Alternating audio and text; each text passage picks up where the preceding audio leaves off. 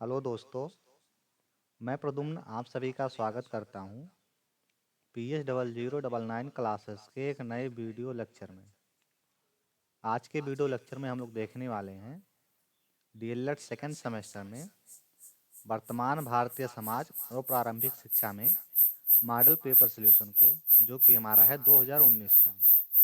इसके पहले हम लोगों ने इंग्लिश के और सामाजिक विज्ञान के मॉडल पेपर में 2016 से लेकर 2023 तक के मॉडल पेपर का सॉल्यूशन पूरा कवर कर लिया है। आज हम लोग उसी के आगे देखेंगे, जिसमें हमारा वर्तमान भारतीय समाज और प्रारंभिक शिक्षा में 2016, 17 और 18 का मॉडल पेपर सॉल्यूशन कंप्लीट हो गया है। तो उसी के आगे हम लोग देखने वाले हैं आज 19 का। तो चलिए शुरू करते हैं।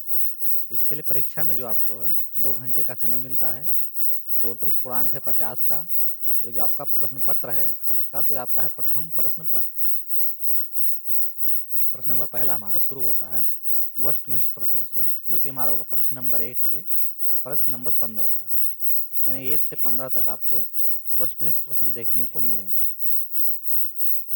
प्रश्न नंबर 1 है, शिक्षा वह है जो जीवन को संपूर्ण सत्ता के साथ स्थापित करने की शक्ति होती है। यह विचार किसका है? यानी ये किसने कहा था कि जो शिक्षा है वह जीवन को संपूर्ण सत्ता के साथ स्थापित करने की शक्ति होती है। गेस करेंगे। देखिए, रविंद्रनाथ टैगोर के अनुसार जो है, रविंद्रनाथ टैगोर के अनुसार शिक्षा वह है जो जीवन को संपूर्ण सरलता के साथ स्थापित करने की शक्ति होती है। तो रविंद्रनाथ टैगोर दिया गया है हमारा ऑप्शन नंबर सी में। ये हो जाएगा इस प्रश्न का right answer. Question number second है, गीजू भाई बधेका द्वारा जो है लिखित पुस्तक है। यानी गीजू भाई बधेका ने कौन सी पुस्तक लिखी है? इन्होंने जो है ये कौन सी पुस्तक लिखी है? तो इनके द्वारा जो पुस्तक लिखी गई है वो आपका है गीजूभाई बधेका के द्वारा जो लिखी गई है पुस्तक आपका, उसका नाम है प्राथमिक शाला में भाषा शिक्षा। प्राथमिक शाला में भाषा शिक्षा। ऑप्शन नंबर डी इस प्रश्न का राइट आंसर हो जाएगा। क्वेश्चन नंबर 3 है आपका, पाठशाला को बाग, शिक्षा को पौधा, शिक्षा को पौधा और शिक्षक को मालिक किसने कहा है?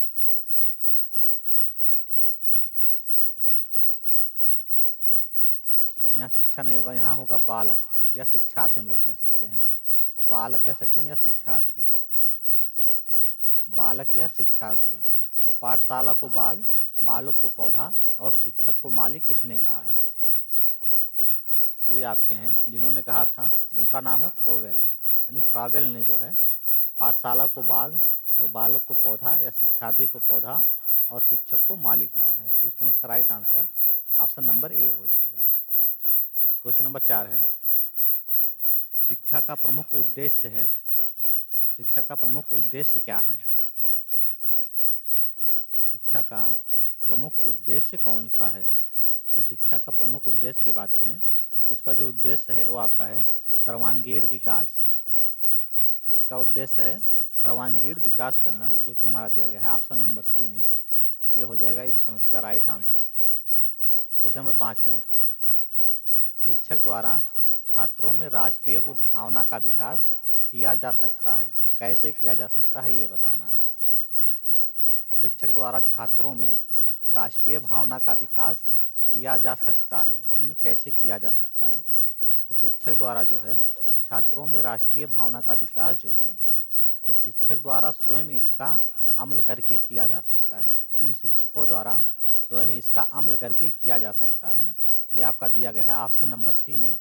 ये हो जाएगा इस प्रश्न का राइट आंसर। क्वेश्चन नंबर 6 हमारा, मनुष्य की अंतर्निहित पूर्णता को अभिव्यक्त करना ही शिक्षा है। मनुष्य की अंतर्निहित पूर्णता को अभिव्यक्त करना ही शिक्षा है। यह विचार जो है ये किसका है? यानी ये किसका विचार है? मनुष्य की अंतर्निहित पूर्णता की जो है अभिव्यक्ति जो है यही शिक्षा है। तो ये आपका है स्वामी विवेकानंद के अनुसार। स्वामी विवेकानंद के अनुसार मनुष्य की जो है मनुष्य की अंतर्निहित पूर्णता को अभिव्यक्त करना ही शिक्षा है। तो स्वामी विवेकानंद हमारा दिया गया है ऑप्शन नंबर बी में। ये हो जाएगा इस प्रश्न का राइट आंसर। क्वेश्चन नंबर 7 है, अनिवार्य प्राथमिक शिक्षा का प्रावधान संविधान के किस अनुच्छेद में दिया गया है? अनिवार्य प्राथमिक शिक्षा का प्रावधान जो है इस संविधान के किस अनुच्छेद में दिया गया है? देखिए, जो अनिवार्य शिक्षा का प्रावधान है उस संविधान के अनुच्छेद देखें तो आपका दिया गया है 45 में। अनुच्छेद दिया 45 में, जो कि आपका आता है राज्य के नीति निर्देशक तत्व के अंतर्गत, यानी कि DPSP. DPSP direct principle of state policy. अगर हम मूल अधिकारों में बात करें तो मूल अधिकार में आपका आएगा 21 के का में, या 21 के ए में, या 21 के पहले में। मूल अधिकार में इसमें आएगा, और आपका राज्य के नीति निर्देशक तत्व में आएगा 45 में। तो 45 हमारा ऑप्शन नंबर सी में दिया गया है। ये हो जाएगा इस प्रश्न का राइट आंसर। क्वेश्चन नंबर 8 है, महात्मा गांधी के दर्शन के अनुसार छात्रों की क्रियाशीलता के लिए पाठ्यक्रम में आवश्यक है। महात्मा गांधी के दर्शन के अनुसार छात्रों की क्रियाशीलता के लिए पाठ्यक्रम में आवश्यक है यानी कौन सी चीजें आवश्यक हैं? तो देखिए, महात्मा गांधी के दर्शन के अनुसार अगर हम देखें, छात्रों की जो क्रियाशीलता है उसके लिए पाठ्यक्रम में जो है हस्तकला विषय की आवश्यकता है। किसकी है? तो हस्तकला विषय की आवश्यकता है, यानी ऑप्शन नंबर बी इस प्रश्न का राइट आंसर हो जाएगा। क्वेश्चन नंबर 9 दिया है, शिक्षा में प्रयोजनवादी शिक्षा होती है। शिक्षा में प्रयोजनवादी शिक्षा होती है, यानी कैसी होती है? अध्यापक केंद्रित, विषय केंद्रित, पाठ्यपुस्तक केंद्रित, या अनुभव केंद्रित? तो प्रयोजनवादी में अगर हम शिक्षा देखें तो आपका होता है अनुभव केंद्रित शिक्षा होती है। कौन सी शिक्षा? तो अनुभव केंद्रित शिक्षा में प्रयोजनवादी शिक्षा होती है। तो प्रयोजनवादी शिक्षा किसमें होती है? तो अनुभव केंद्रित, जो कि हमारा दिया गया है ऑप्शन नंबर डी में। ये हो जाएगा इस प्रश्न का राइट आंसर। क्वेश्चन नंबर 10 है, शिक्षा में निस्पंदन सिद्धांत किसने दिया? शिक्षा में जो है निस्पंदन का सिद्धांत किसने दिया है? तो हम इसको निस्पंदन का सिद्धांत बोलें या छनाई का सिद्धांत बोलें, दोनों एक ही चीज़ है। कहीं आपको छनाई का सिद्धांत मिलेगा और कहीं कहीं निस्पंदन का सिद्धांत मिलेगा। तो इसको दिया किसने था? तो देने वालों को जो नाम है वो आपका है लॉर्ड मैकाले। लॉर्ड मैकाले ने ही निस्पंदन या छनाई का सिद्धांत दिया था। तो लॉर्ड मैकाले हमारा दिया गया है ऑप्शन नंबर बी में। ये हो जाएगा इस प्रश्न का राइट आंसर।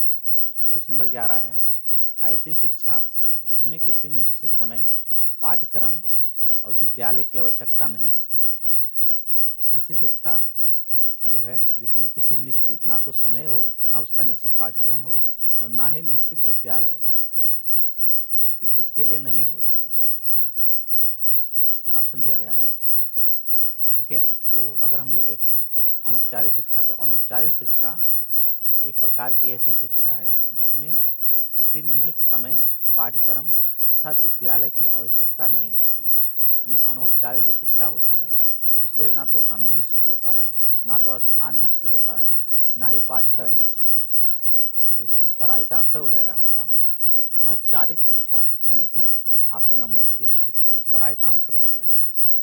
औपचारिक शिक्षा क्या होता है? इसी का उल्टा होता है। इसका उल्टा आपका औपचारिक होता है। औपचारिक में आपको, जैसे आप विद्यालय जाते हैं तो उसमें समय निश्चित होता है कि इतने बजे विद्यालय आपको पहुंच जाना है। उसका पाठ्यक्रम निश्चित होता है कि इस क्लास में इस चीज़ को पढ़ाया जाएगा। उसका फिर जो है आपका विद्यालय भी निश्चित होता है कि आप इसी विद्यालय में जाएंगे। ऐसा नहीं होता कि आज एक दिन आप इस विद्यालय में गए, दूसरे दिन उस विद्यालय में जाएंगे, तो ऐसा नहीं होता है। और अनौपचारिक जो होता है इसमें अनिश्चित होता है। क्वेश्चन नंबर 12 है, सीखने के लिए स्वतंत्रता एवं निरंतरता आवश्यक है। यह विचार किसका है? सीखने के जो है स्वतंत्रता, सीखने के लिए स्वतंत्रता एवं निरंतरता जो है आवश्यक है, यह विचार किसका है? तो ये आपका है फ्रावेल के अनुसार। फ्रावेल के अनुसार जो है सीखने के स्वतंत्रता एवं निरंतरता आवश्यक है। सीखने के लिए क्या आवश्यक है फ्रोवेल के अनुसार? तो स्वतंत्रता और निरंतरता ये दोनों आवश्यक है। तो फ्रोवेल हमारा दिया गया है ऑप्शन नंबर ए में। यह हो जाएगा इस प्रश्न का राइट आंसर। प्रश्न नंबर 13 है, बौद्ध शिक्षा का केंद्र था, बौद्ध शिक्षा का प्रमुख केंद्र जो था वो कौन सा था? बौद्ध शिक्षा का प्रमुख केंद्र, तो अगर हम बौद्ध शिक्षा का प्रमुख केंद्र देखें तो आपका था नालंदा। बौद्ध शिक्षा का प्रमुख केंद्र नालंदा बिहार था। कौन था? तो नालंदा था। तो नालंदा हमारा दिया गया है ऑप्शन नंबर बी में, ये हो जाएगा इस प्रश्न का राइट आंसर। क्वेश्चन नंबर 14 है, सभी धर्मों के प्रति सहनशील अध्ययन को जो है प्रोत्साहित करने का सुझाव किसने दिया? सभी धर्मों के प्रति सहनशील अध्ययन को प्रोत्साहित करने का सुझाव किसने दिया? करने का सुझाव जो है ये किसने दिया है, किस योजना ने दिया है? तो सभी धर्मों के प्रति सहनशील अध्ययन को प्रोत्साहित करने का सुझाव जो दिया है उसका नाम है कोठारी आयोग। क्या नाम है उसका? उसका नाम है कोठारी आयोग या कोठारी योजना।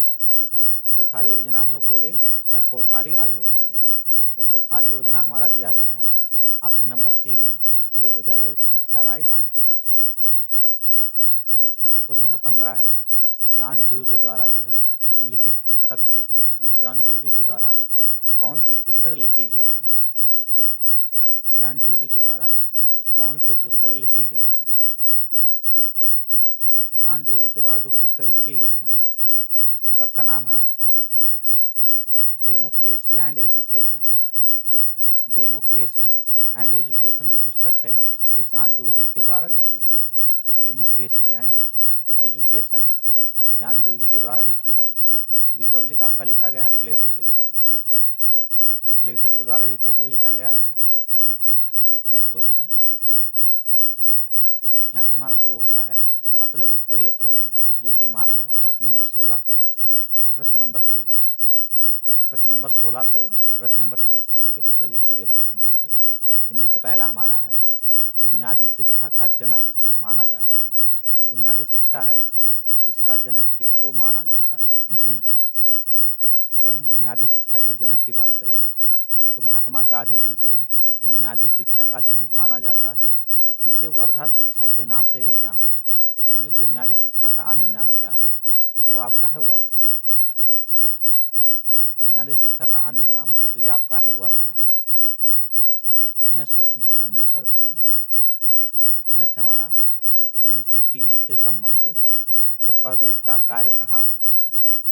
एनसीटीई से संबंधित जो उत्तर प्रदेश का कार्य है वो कहाँ पर होता है? तो ये आपका होता है दिल्ली में। एनसीटीई से संबंधित जो उत्तर प्रदेश का कार्य होता है वो दिल्ली में होता है। क्वेश्चन नंबर 18 है, ग्राम शिक्षा समिति का अध्यक्ष कौन होता है? ग्राम शिक्षा समिति जो है इसका अध्यक्ष कौन होता है? तो ये आपका ग्राम का सरपंच, अर्थात हम लोग बोलते हैं ग्राम प्रधान। कहीं कहीं सरपंच बोला जाता है और कहीं कहीं ग्राम प्रधान बोला जाता है। तो कौन होगा? तो ग्राम प्रधान होंगे ग्राम शिक्षा समिति के अध्यक्ष। अगला क्वेश्चन है, क्वेश्चन नंबर 19 है, बौद्धकालीन शिक्षा के प्रमुख उद्देश्य बताइए। बौद्धकालीन शिक्षा के प्रमुख उद्देश्य क्या थे? जो चले देखते हैं बौद्धकालीन शिक्षा के प्रमुख उद्देश्य। तो पहला आपका था बौद्ध धर्म का प्रचार प्रसार करना, दूसरा चरित्र का निर्माण करना, फिर आपका है मोक्ष की प्राप्ति, नेक्स्ट आपका है व्यक्तित्व का विकास करना। तो ये चार आपके हो गए बौद्धकालीन शिक्षा के प्रमुख उद्देश्य। ये चार आपके हो गए बौद्धकालीन शिक्षा के प्रमुख उद्देश्य। पहला आपका है बौद्ध धर्म का प्रचार प्रसार, चरित्र का निर्माण करना, मोक्ष की प्राप्ति, व्यक्तित्व का विकास। नेक्स्ट क्वेश्चन हमारा है क्वेश्चन नंबर 20 है, बुनियादी शिक्षा का अर्थ बताइए। तो अभी हम लोगों ने देखा है कि बुनियादी शिक्षा जो है किसने दिया था और इसका अन्य नाम। तो महात्मा गांधी जी के द्वारा दिया गया था, इसका अन्य नाम जो है वो वर्धा है। अब हमको यहाँ बताना है कि बुनियादी शिक्षा का अर्थ क्या है। तो बुनियादी शिक्षा का तात्पर्य ऐसी शिक्षा से है जिसमें बालक के संपूर्ण व्यक्तित्व का विकास हो। बुनियादी शिक्षा का तात्पर्य ऐसी शिक्षा से है जिसमें जो है बालक के संपूर्ण व्यक्तित्व का विकास हो, जिसमें बालक शारीरिक एवं मानसिक रूप से अपना समस्त विकास कर सके। तो ये आपका होता है बुनियादी शिक्षा। बुनियादी शिक्षा का तात्पर्य ऐसी शिक्षा से है जिसमें बालक के संपूर्ण व्यक्तित्व का विकास हो और जिसमें बालक शारीरिक एवं मानसिक रूप से अपना समस्त विकास करे। तो आपका हो जाएगा बुनियादी शिक्षा।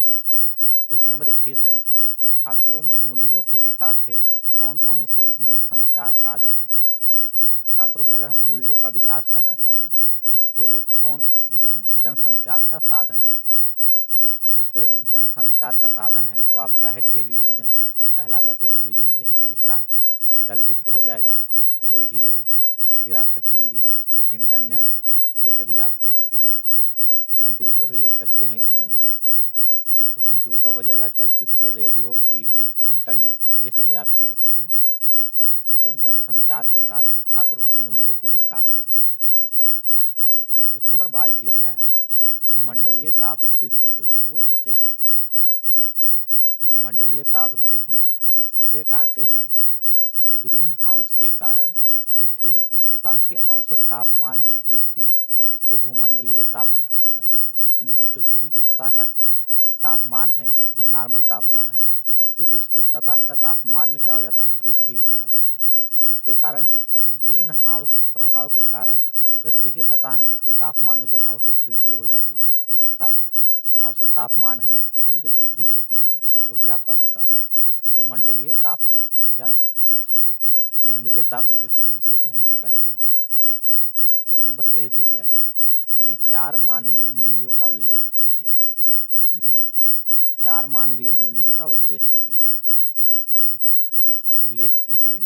तो चलिए देखते हैं। तो पहला आपका होता है सत्य, ईमानदारी, आत्मनिर्भरता तथा मानवता इत्यादि जो हैं ये मानवीय मूल्य हैं। सत्य है, ईमानदारी है, आत्मनिर्भरता, फिर आपका मानवता, ये सभी आपके हैं मानवीय मूल्य। अगला क्वेश्चन देखते हैं। क्वेश्चन नंबर 24 दिया गया है।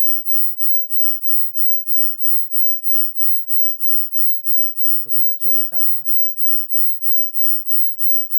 जल संचयन का जो है मूल सिद्धांत क्या है। तो जल संचयन का जो मूल सिद्धांत है वो आपका है बारिश के पानी को तालाबों और छोटे जल स्रोतों में जमा करना। जल संचयन का क्या अर्थ है, तो संचयन का मतलब होता है इकट्ठा करना।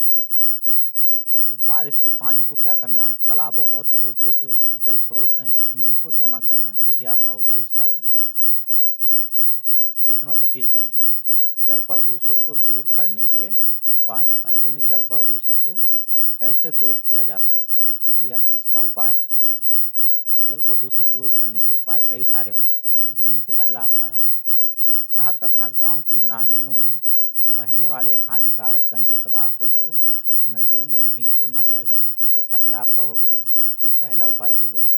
जो शहर और गांव में नालियां हैं बहने वाली, उसमें जो क्या है हानिकारक या गंदे पदार्थ हैं उसको नालियों में जो है नहीं छोड़ना चाहिए, सॉरी उसको नदियों में नहीं छोड़ना चाहिए। फिर आपका है दूसरा, नदियों के निकट जो है गंदे बर्तन तथा मरीजों के कपड़े नहीं धोना चाहिए।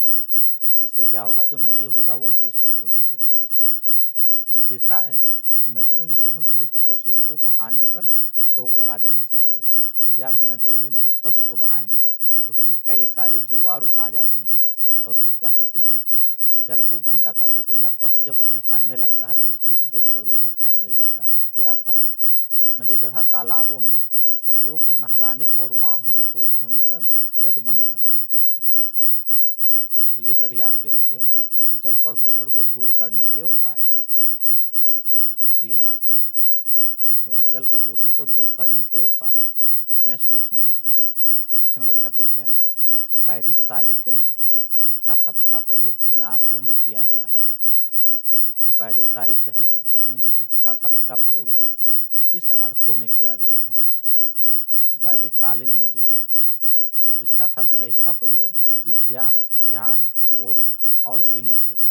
बौद्धिक कालीन में जो है शिक्षा शब्द का जो प्रयोग है वो किसके अर्थ में किया गया है, तो विद्या, ज्ञान, बोध और विनय से है। अगला क्वेश्चन है, क्वेश्चन नंबर 27 है, बालिका शिक्षा का आशय बताइए। बालिका शिक्षा का आशय बताइए। तो बालिका शिक्षा का जो आशय आपका है, तो भारतीय परिवेश में बालिकाओं के विषय में जो है शिक्षा की पृष्ठभूमि अत्यंत ही संघर्षों से परिपूर्ण रही है। भारतीय संस्कृति में पितृ जो है पितृसत्तात्मक जो है विशेषताएं बालकों की तुलना में बालिकाओं की तुलना में बालिकाओं को विकास की कमी का कम जो है बालिकाओं के विकास का जो है कम अवसर प्रदान करती है, परंतु अब बदलते परिवेश में जो है नारी भी पुरुष के समान शिक्षित हो रही हैं। नेक्स्ट क्वेश्चन देखते हैं। क्वेश्चन नंबर 28 दिया गया है, अनौपचारिक शिक्षा का उद्देश्य बताइए। अनौपचारिक शिक्षा का उद्देश्य बताइए। तो देखिए, अनौपचारिक शिक्षा का पाठ्यक्रम जो है छात्रों की आवश्यकताओं के अनुसार तैयार किया जाता है। यह शिक्षा पूर्व जो है विचारित नहीं होती है। यह पत्राचार संपर्क कार्यक्रमों तथा जनसंचार के माध्यम जो है साधनों द्वारा शिक्षा प्रदान की जाती है। तो यह आपका होता है अनौपचारिक शिक्षा का उद्देश्य। अगला देखते हैं हम लोग, दूरस्थ शिक्षा का उद्देश्य बताइए। तो दूरस्थ शिक्षा का प्रमुख उद्देश्य आपका है स्व अध्ययन को बढ़ावा देना। दूरस्थ शिक्षा का प्रमुख उद्देश्य क्या है? तो स्व अध्ययन को बढ़ावा देना। यह शिक्षा जो है शिक्षार्थियों के लिए सामान्य रूप से गुणवत्तापूर्ण मूल्य को शैक्षणिक अनुभव जो है सृजन करने की प्रक्रिया है। दूरस्थ शिक्षा का मुख्य उद्देश्य स्व अध्ययन को बढ़ावा देना। यह शिक्षा शिक्षार्थियों के लिए सामान्य रूप से जो है गुणवत्ता मूल्य को शैक्षणिक अनुभव सृजन करने की प्रक्रिया है। क्वेश्चन नंबर 30 और इस वीडियो का लास्ट क्वेश्चन, शिक्षा और समाज का जो है संबंध बताइए। शिक्षा और समाज का संबंध। तो देखिए, शिक्षा समाज की एक पीढ़ी द्वारा अपने से निचले पीढ़ी को अपने ज्ञान के हस्तांतरण का प्रयास है। शिक्षा जो है समाज की एक पीढ़ी द्वारा अपने से निचली पीढ़ी को जो है अपने ज्ञान के हस्तांतरण का प्रयास है। अतः शिक्षा की सुलभता और पर्याप्तता का भी किसी भी समाज के विकास में योगदान होता है और वह सामाजिक ढांचे को जो है बनाए रखता है। तो ये आपका हो गया शिक्षा और समाज का संबंध। ये आपका हो गया शिक्षा और समाज का संबंध। आज की वीडियो हमारी यहीं समाप्त होती है। अगर हमारी वीडियो आपको पसंद आई हो तो चैनल को सब्सक्राइब करें और अपने दोस्तों के साथ शेयर करें। आज के लिए इतना ही, मिलते हैं नेक्स्ट वीडियो में, तब तक के लिए जय हिंद।